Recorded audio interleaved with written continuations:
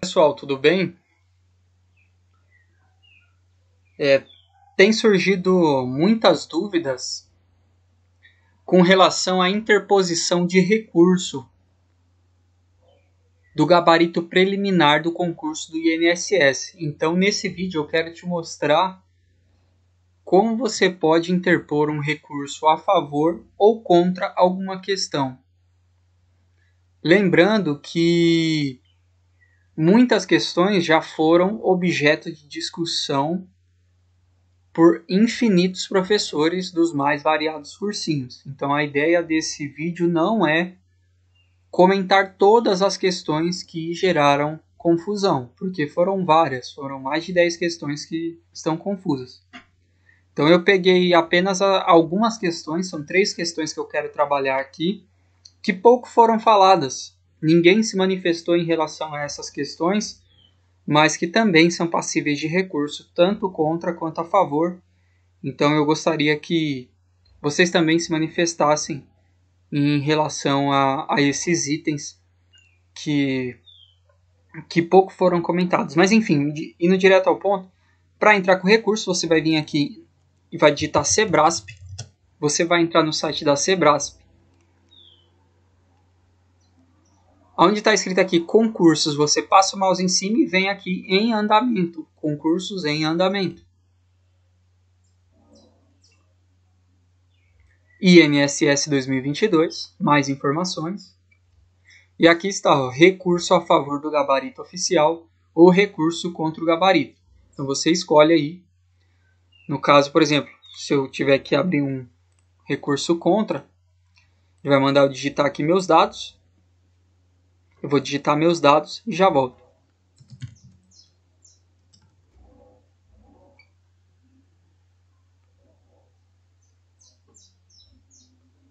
Pessoal, então eu estou de volta. Ele vai abrir essa tela aqui. Vocês vão vir aqui na opção de redigir recurso. Você vai clicar aqui, ó, recurso contra o mérito das questões. Nessa primeira opção aqui, entrar. Escolhe o caderno.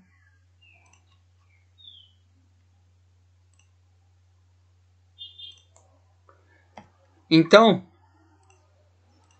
você vai ter a opção de entrar com recurso nas questões que você tem dúvida, né? Lá no site da própria Sebrasp você pode tanto defender quanto ir contra. Então, nesse caso, eu quero falar a questão que eu sou a favor de que seja mantido o gabarito oficial que foi dado pela banca Sebrasp.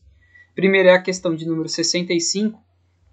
Essa foi até um pouco de objeto de discussão dos cursinhos, mas um ponto que ninguém percebeu, inclusive os próprios professores não repararam, é que existe um ponto aqui que vai diferenciar a justificativa deles, porque os professores eles deram sempre a possibilidade de você entrar contra, mas eu tenho aqui a dizer a você que é impossível entrar contra, que não há que se falar em recurso em relação a essa questão 65. Por quê?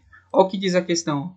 É obrigação das companhias seguradoras que mantêm o seguro obrigatório de danos pessoais causado por veículos automotores de vias terrestres, o DPVAT, o repasse à Seguridade Social de 50% do valor total do prêmio recolhido e destinado ao SUS para custeio da assistência médica hospitalar dos segurados vitimados em acidente de trânsito.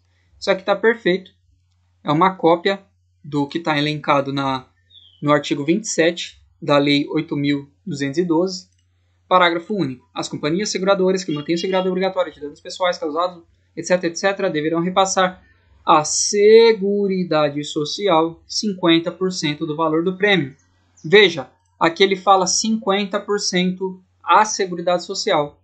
O que tem sido objeto de debate é a lei, o Código de Trânsito Brasileiro, a Lei 9.503, que fala que 10% desses valores deverão ser descontados. Então eles estão dizendo que não é 50%, mas sim 45%, porque 10% de 50% é 5%, e 50 menos 5 daria 45%. Mas aqui tem um detalhe, que aqui está escrito assim, ó, no parágrafo único, artigo 78 do CTB. O percentual de 10% do total dos valores arrecadados destinados a previdência social. É muito diferente.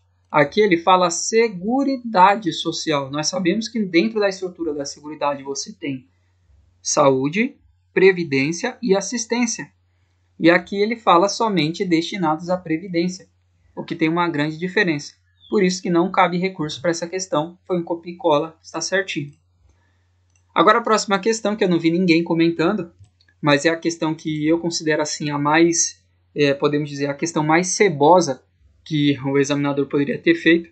E ele deu o gabarito como certo, que é a questão 101, quando ele fala do auxílio inclusão. Veja o que ele diz, ó. Terá direito ao auxílio inclusão a pessoa com deficiência moderada ou grave, presta atenção, qualificada como segurado obrigatório do regime geral de previdência social ou filiado a regime próprio. Então, você percebe que então ele está dizendo que é um requisito. Terá direito ao auxílio inclusão a pessoa com deficiência física moderada ou grave, qualificada como segurado obrigatório do regime geral, que receba o BPC e passe a exercer atividade com remuneração limitada a 2 salários mínimos. Essa questão está totalmente equivocada. A sequência lógica dela é totalmente contrária à legislação, porque ela diz que são requisitos, ó, terá direito ao auxílio inclusão a pessoa com deficiência física moderada ou grave, qualificada como segurado obrigatório do regime geral ou regime próprio, que receba BPC. Me explica isso. O gabarito dessa questão é certo, sendo que está totalmente equivocado. Como que a pessoa ela é qualificada como segurado obrigatório? Algo que decorre automaticamente de atividade remunerada, porque para a pessoa ser qualificada como segurado obrigatório, ela tem que estar exercendo atividade. E como que ela exerce atividade e recebe o BPC, que é o que ele fala, ó, qualificado como segurado que receba o BPC. É impossível isso. A pessoa que exerce atividade remunerada, ela não tem direito ao BPC. O BPC será suspenso. Lei 8.742 de 93, está lá. Suspende, ó, suspensão. Artigo 21A. O benefício de prestação continuada será suspenso pelo órgão concedente quando a pessoa com deficiência exercer atividade remunerada. E o que a legislação diz?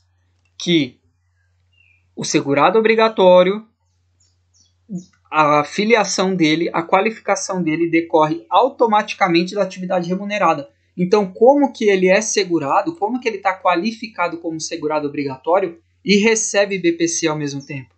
E ele diz mais, e passe a exercer atividade remunerada. Ele já é qualificado como segurado obrigatório, então ele já tem uma atividade remunerada, ele recebe o BPC e passe a exercer outra atividade limitada a 2 salários mínimos? Como assim? São 2 vínculos? Essa questão é a mais ridícula, que está aí com o gabarito certo e ninguém falou, todo mundo se calou e ninguém falou de recurso em relação a essa questão.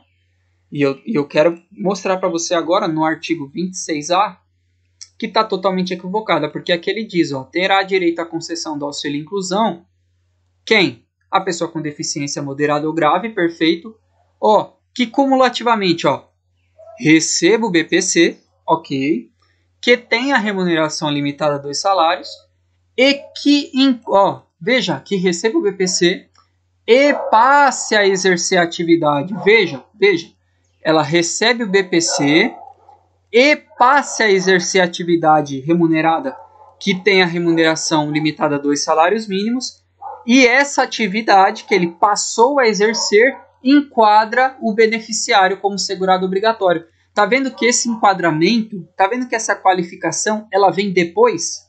Ó, e passe a exercer a atividade remunerada que enquadre o beneficiário como segurado obrigatório. A questão, ela fala que essa qualificação ela tem que vir antes, ó. Terá direito ao auxílio inclusão a pessoa com deficiência física ou moderada qualificada como segurado. Isso é impossível. A qualificação vem depois, ó. E passe a exercer a atividade e atividade que o enquadre. Então aqui são 2 vínculos, ó. Ela é qualificada como segurado, recebe o BPC, não sei como, porque não pode receber BPC e exercer atividade remunerada, porque quando exerce atividade remunerada, o BPC é suspenso, e passe a exercer a atividade. Opa, então ele vai ter duas filiações, né? Porque ele já era segurado obrigatório, recebia o BPC e passou a exercer a atividade. Essa questão está equivocada, então eu convido a você a entrar com recurso em relação a essa questão, ok?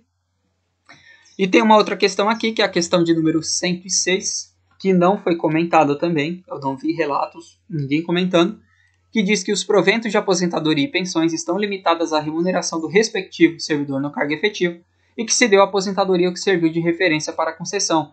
A questão 106 está com gabarito errado, sendo que nós temos respaldo na Lei 10.887, que diz que o valor do provento de aposentadoria será limitado ao exercício, ao vencimento que, os proventos, veja, aqui, parágrafo 5º, artigo 1º, os proventos calculados de acordo com o caput desse artigo por ocasião da sua não poderão ser inferiores ao salário mínimo,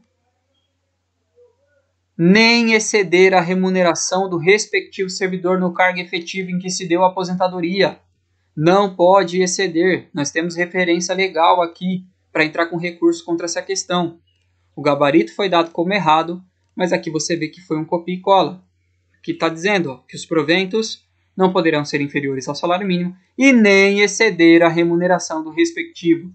Então, pessoal, eu convido vocês a abrir recurso contra essas questões. Somente a 65 não, porque foi um copia e cola. E aqui diz Seguridade Social, né? Destinada à Seguridade Social, beleza. E a legislação fala Previdência.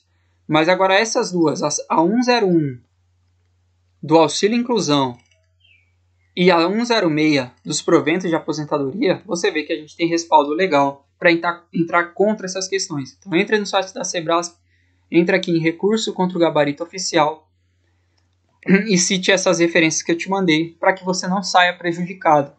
Tá bom, pessoal? Qualquer dúvida que vocês tiverem, eu tentei gravar esse vídeo rapidamente para comentar sobre essas questões que não foi motivo, não foi objeto de comunicação dos grandes professores, dos grandes cursinhos. Ok? Fiquem com Deus aí, um forte abraço e até a próxima. Vamos discutir a respeito disso.